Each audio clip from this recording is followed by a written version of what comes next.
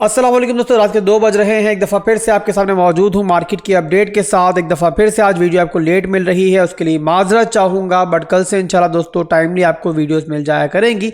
और अभी की सूरत हाल दोस्तों क्या चल रही है मार्केट की, बिटकॉइन के टेक्निकल एनालिसिस करेंगे। ओवरऑल बड़ा इंपॉर्टेंट दिन था आज और CPI डेटा रिलीज़ होना था, क्या नंबर आया है और उस नंबर का क्या इम्पैक्ट पड़ेगा आने वाले दिनों के अंदर दोस्तों, वो हम डिस्कस करने जा रहे हैं इस वीडियो के अंदर।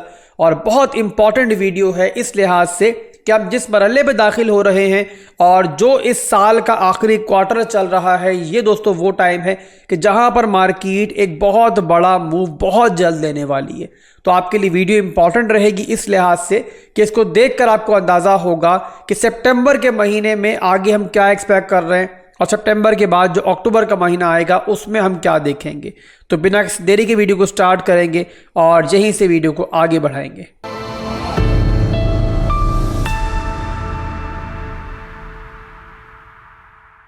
अब सबसे पहले दोस्तों मैं आपको दिखा दूं कि मैंने कल आपको जो शॉर्ट टर्म के एनालिसिस दिए थे बिटकॉइन के, उसमें क्या बताया था कि हम क्या यहां पर देख रहे हैं मार्केट के अंदर, अभी क्या होने जा रहा है। और अगर आप लॉन्ग करना चाह रहे हो यानी कि एंट्री लेना चाह रहे हो तो कहां बनेगी, ट्रेड के लिए एंट्री बनाना चाह रहे हो बिटकॉइन के अंदर, तो ये हमारे पास अब 2 बाय जोन है। ठीक है, ट्रेंड हमारा ऊपर की तरफ है, तो यहाँ पर जब तक बिटकॉइन अब हमारा ये वाला लोन नहीं ब्रेक करेगा ना, तब तक बिटकॉइन का ट्रेंड जो है फिलहाल के लिए ऊपर ही रहेगा। अब ऐसा नहीं कि बिटकॉइन दोबारा नीचे नहीं जा सकता, बट यहाँ पे शॉर्ट टर्म के लिए कम से कम यहाँ पर हमें बिटकॉइन की अच्छी मूव देखने को मिल चुकी है।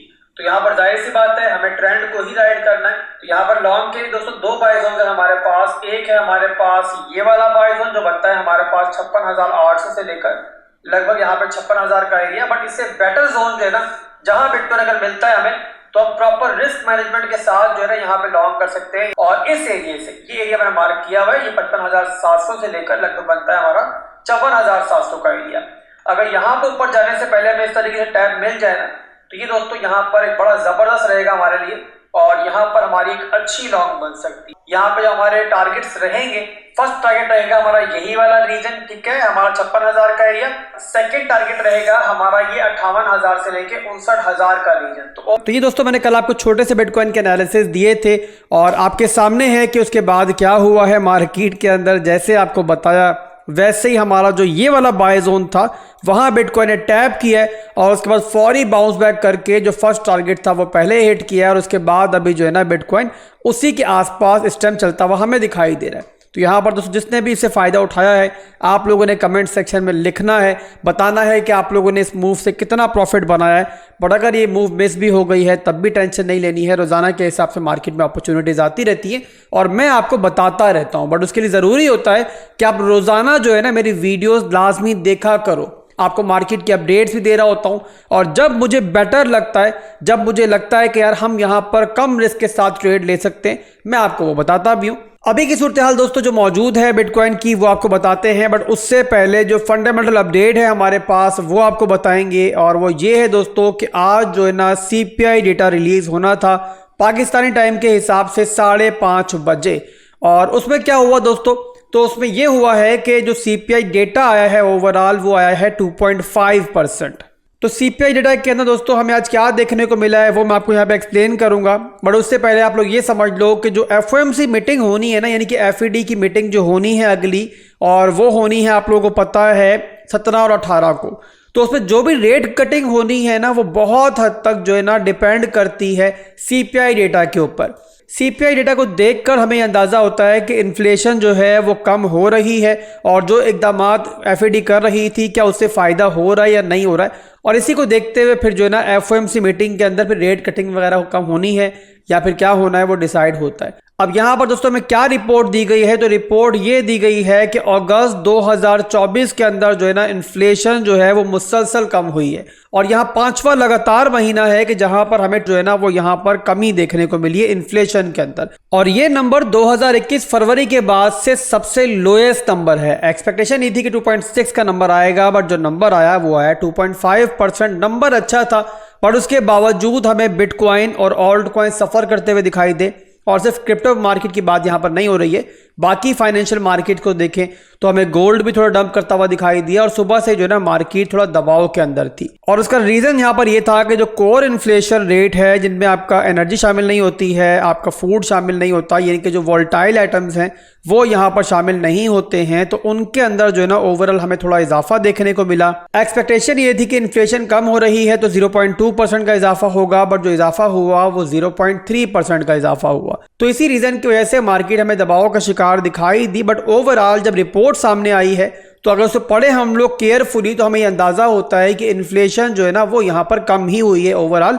और यहाँ पर जो एफओएमसी मीटिंग अगली होनी है, जहां पे पहले एक्सपेक्ट किया जा रहा था कि यहाँ पे 71 से 72% चांसेस ये हैं 25 बीपीएस की कमी होगी, अब यहाँ पर एक्सपेक्टेशन जो है वो पहले से ज़्यादा बढ़ गई है कि जो अगली हमारी एफईडी मीटिंग होगी उसके अंदर जो है ना वो रेट कटिंग जो है वो लाजमी होने जा रही है।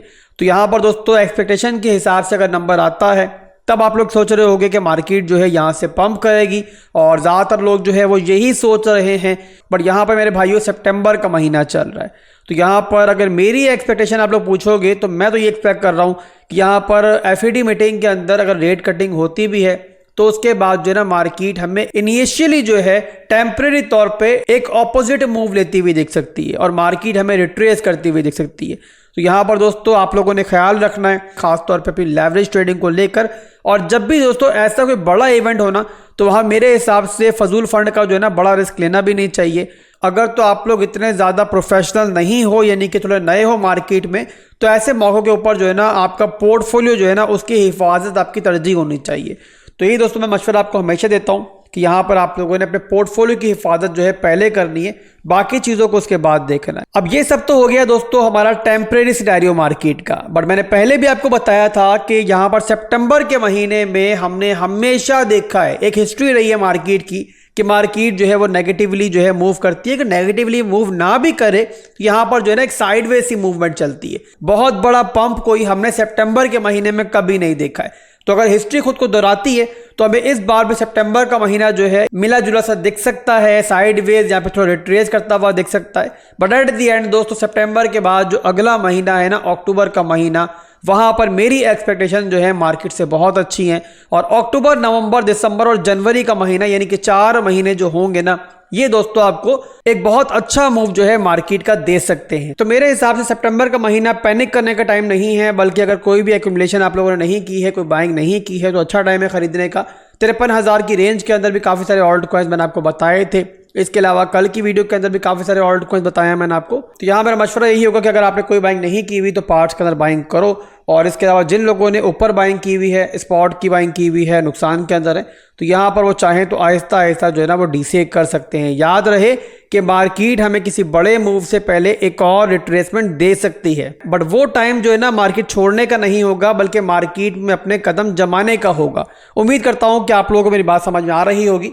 और इसके बाद चलते हैं अब दोस्तों हम लोग बिटकॉइन के टेक्निकल एनालिसिस की तरफ और देखते हैं करंट सिनेरियो क्या चल रहा है। तो यहाँ पर दोस्तों ओवरऑल बिल्कुल हमारा सिंपल ट्रेंड है और इसमें कोई मसला फीसा गौरिस नहीं है। मैं यहाँ पर एक चीज़ ऐड कर दूं कि यहाँ पर बहुत सारे नए लोग जो है ना, जिनको बिल्कुल नॉलेज टेक्निकल एनालिसिस की नहीं होती है, वो मुझे सुनते हैं, तो मेरी ट्राई होती है कि बिल्कुल सिंपल वर्डिंग इस्तेमाल करूँ और इस तरीके से आपको गाइड करूं कि हर बच्चे को समझ में आ जाए। यहाँ मेरा मकसद फजूल की फनकारियाँ दिखाना नहीं होता, अपने आप को बड़ा प्रोफेशनल ट्रेडर साबित करने के लिए मैं यहाँ पर मुख्तलिफ डिज़ाइन वगैरह नहीं बना रहा होता, आपको घुमा नहीं रहा होता। और जो लोग मुझे पुराना जानते हैं, मुझे शुरू सुनते हैं, वो जानते हैं कि आसिफ भाई की नॉलेज क्या है।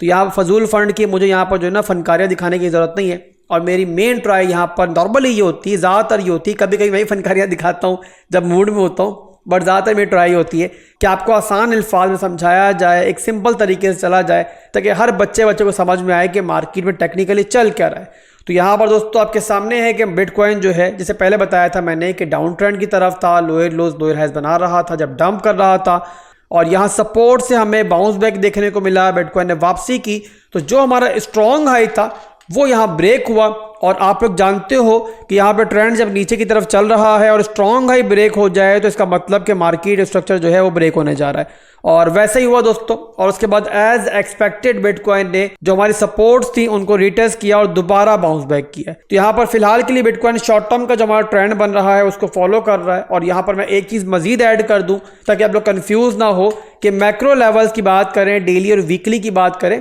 तो वहां पर ट्रेंड हमारा फिलहाल भी टूटा हुआ ही है। और डेली और वीकली का जो स्ट्रॉन्ग हाई है दोस्तों, मैंने कल की वीडियो में भी बताया था आपको कि वो 64,000 का एरिया है। तो किसी बड़ी रैली के लिए और किसी मेगा मूव के लिए कि जिसका हम इंतजार भी कर रहे हैं, उसके लिए जरूरी है कि बिटकॉइन इस लेवल को तोड़े। जब ये लेवल टूटेगा ना तो फिर मार्केट पूरी तरीके से जो है ना हमारी बुलिश हो जाएगी और उसके बाद फिर इंशाल्लाह हम बड़े मूव की तरफ जाएंगे। बट जब तक ऐसा नहीं होता तो इसका मतलब ये थोड़ी कि हम लोग यहाँ पे ट्रेडिंग ही नहीं करेंगे। अपनी शॉर्ट टर्म की trading, level to level trading जो है हम यहाँ पे जारी रखते हैं और उसके लिए हम लोग अपने स्मॉलर टाइम फ्रेम्स को इस्तेमाल करते हैं। तो लेवल टू लेवल ट्रेडिंग के अंदर कल मैंने आपको एक छोटी सी मूव दी थी, उम्मीद करता हूं कि आप लोगों ने फायदा उठाया होगा। अभी की सिचुएशन दोस्तों यहाँ पर ये है कि बिटकॉइन को जो है ना एक लोकल सप्लाई जोन से जो है ना वो यहाँ पर रेजिस्टेंस मिल रही है। कहाँ से मिल रही है, मैं चार्ट को 15 मिनट में कन्वर्ट करता हूँ तो आपको दिखाई देगा कि यहाँ पर हमारे पास एक छोटी सी रेजिस्टेंस बिल्ड हो चुकी है। ये मैंने मार्क कर दी है रेजिस्टेंस, पहले ही बिटकॉइन ने यहीं से रिजेक्शन ली है और आपके सामने है कि अभी भी बिटकॉइन जो है ना वो इसी एरिया से हमें रिजेक्ट होता हुआ दिख रहा है। तो ये दोस्तों ओवरऑल की हमारी शॉर्ट टर्म की रेजिस्टेंस है और अभी के लिए थोड़ा सा आप लोगों ने विजिलेंट रहना है। और यहाँ पे जिन लोगों ने भी ट्रेड मेरे कहने पे कल के दिन में ली थी वो यहाँ पर 7 के साथ प्रॉफिट बुक करें और ट्राई करें एटलीस्ट यहाँ पे 70% जो है प्रॉफिट को बुक कर लें, स्टॉप लॉस को ब्रेक इवन पे ले आएँ ताकि जो प्रॉफिट वो बना चुके हैं वो यहाँ पे सिर्फ स्क्रीन पे ना दिखे बल्कि आपके वॉलेट में जो है ना वो यहाँ बुक भी हो जाए। तो अभी के लिए दोस्तों बस इतना ही था। ओवरऑल मार्केट की जो सिचुएशन थी बता दिया मैंने आपको। कल फिर इंशाल्लाह मिलेंगे, दोबारा से मार्केट के एनालिसिस करेंगे, कोई नई ट्रेड बनेगी तो आपको बताएंगे। और इसके अलावा कल की वीडियो के अंदर कुछ ओल्ड कॉइन्स को मजीद डिस्कस करेंगे। कल मैं कुछ ऐसे ओल्ड कॉइन्स आपको बताऊंगा जो कि थोड़े से मीडियम रिस्की होंगे बट उनका जो प्रॉफिट देने का पोटेंशियल है वो भी बहुत ज़्यादा होगा और अच्छे ओल्ड कॉइन्स हैं, अच्छी टीम के साथ मार्केट में मौजूद हैं। तो आप लोग कल की वीडियो को वेट करो, बहुत कुछ इंशाल्लाह आपको अच्छा देखने को मिलेगा। इसके अलावा वीडियो के ऊपर कमेंट लाजमी किया करो, आपका हर कमेंट जो है मैं पढ़ता भी हूँ और ट्राई करता हूँ कि उसका रिप्लाई भी करूँ। तो फिर मिलेंगे इंशाल्लाह बहुत जल्द, दुआ में याद रखिएगा। अल्लाह हाफिज़।